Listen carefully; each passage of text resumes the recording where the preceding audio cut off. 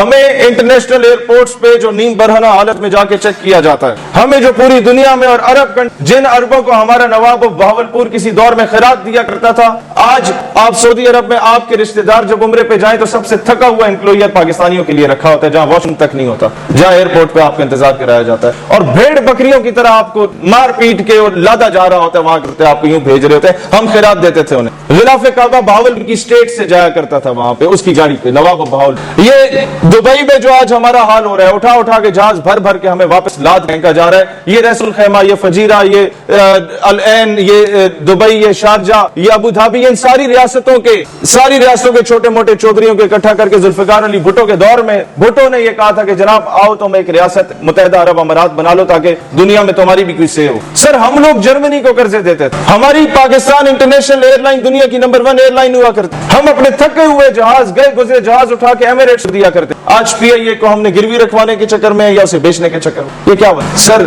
सुल्तान Salauddin Ayyubi ने कहा था कि जब मुसलमान की तलवार पे औरत और शराब आ जाने तो वो जंग आलूद हो जाती है और वो बेगैरत हो। हम बेगैरत हो गए, हमने अपने जमीर का सौदा करना शुरू, हमने अपने ईमान का सौदा करना शुरू। वक्त वो भी था कि जब अपने जिस्मों से बम बांध के हम चुविंडा के बॉर्डर पे हिंदुस्तानी टैंकों का कब्रिस्तान बना दिया करते थे, लेकिन वक्त वो भी था कि कुर्सी की लालच में हमारा सियासतदान और हमारा जर्नैल उधर तुम इधर हम का नारा भी लगा दिया। वहां से हमारी पस्ती उसका आगाज हुआ। ये सारी दुख भरी दास्तान क्यों मैं बयान कर रहा हूं? ये मैंने जनूबी पंजाब के एक एक इलाके में जाके बार एसोसिएशंस में एड्रेस करके बातें, और देखिए इसका मकसद क्या है। आज बांग्लादेश को क्यों रो रहे हो? मैंने कहा मैं आज बांग्लादेश को इसलिए रो रहा हूं कि मैं मुस्तकबिल में पश्तूनिस्तान या आजाद बलूचिस्तान या सिंधु देश नहीं देखना चाहता, पाकिस्तान का मुस्तहकम देखना चाहता हूं। जो कल उनके साथ हुआ आज मेरे फाटा वालों को हो रहा है, जो कल उनके साथ हुआ आज मेरे बलूचिस्तान वालों। मुझे ये बताएं, अगर जबरदस्ती की गवर्नमेंट्स ना बनाई जाती और सेल्फ मेड लोगों को जीतने का मौका दिया जाता, माजी आपको एक रेजिस्ट्रेशन लानी पड़ेगी। और मैंने पीपल्स पार्टी के दोस्तों से भी जाके बात, उनके जो डाई हार्ड वर्कर है ना, जो कहता है मैं पहले पाकिस्तानी बाद में पार्टी का मेंबर हूं, उसने कहा शहीद मैं इस पे तुम्हारे साथ खड़ा हूं। मैंने कहा आज हमें असेंबली में एक भी बंदा चला जाए तो यह करारदाद लानी पड़ेगी कि 1971 के इंतखाबात में पाकिस्तान के आइन में, पाकिस्तान के दस्तूर कानून सारी बुक्स आप तरमीम करके लिखना पड़ेगा कि जनाब वजीर आज़म इस्लामी जमहूरिया पाकिस्तान शेख मुजीबुर रहमान, तब जाके